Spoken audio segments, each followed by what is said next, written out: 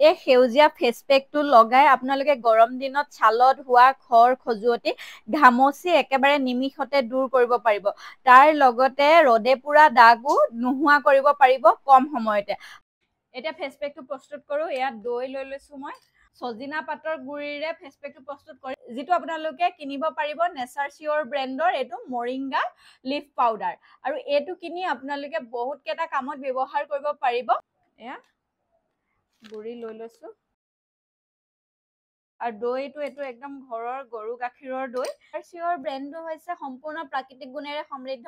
মই আপোনালোকক জনাই আছো। আৰু ইয়াৰ সামগ্ৰীসমূহ সম্পূৰ্ণ প্ৰকৃতিৰ ওপৰত নিৰ্ভৰশীল। এয়া দেখিছে একদম ধুনীয়াকৈ লগাই ললো। এয়া চাওক 15 মিনিট পিছত মই এয়া মুখখন ধুই আহিলো। একদম খালী পানীৰে ধুইছো। ধুওঁতে খালি অকণমান এনেদৰে মাছাজ কৰি ধুইছো। আপোনালোকে এনেকুৱা এটা পেকেট কিনি ল'ব নেচাৰ চিয়ৰৰ মৰিংগা লিফ পাউডাৰ। মই লিংক দি থৈছো আপোনালোকৰ সুবিধাৰ কাৰণে, কমেণ্টত পিন কৰি থৈছো।